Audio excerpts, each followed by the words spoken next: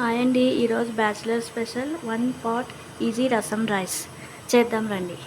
రసం రైస్కి కావాల్సిన ఇంగ్రీడియంట్స్: 1 కప్ రైస్, 1/4 కప్ కందిపప్పు, 1.5 కప్ టొమాటో, ఆవాలు, జీలకర్ర, కరివేపాకు, వెల్లుల్లిపాయ, జీలకర్ర పొడి, మిరియాల పొడి, ధనియాల పొడి, నానబెట్టుకున్న చింతపండు, కొంచెం కొత్తిమీర, రసం పౌడర్. ముందుగా తాలింపు వేసుకుందాం. కొంచెం నెయ్యి, కొంచెం నూనె. ముందు పోపు వేసుకుందాం.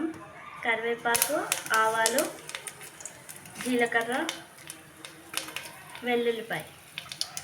పోపు కూడా వేగాక పప్పు వేసుకుని వేయించుకోండి.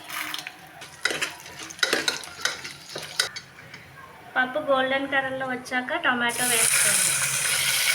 టొమాటో వేసుకున్న వెంటనే జీలకర్ర పొడి, ధనియాల పొడి,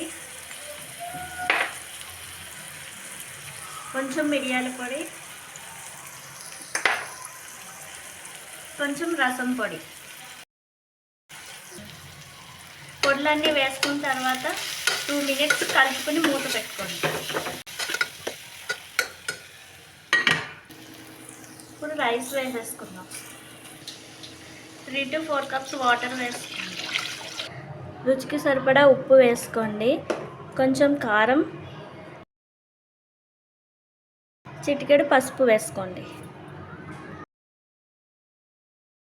ఫ్లేమ్ హైలో పెట్టుకుని కుక్కర్ మూత పెట్టుకుని 4 to 5 విజిల్స్ వచ్చే వరకు ఉడికించుకోండి.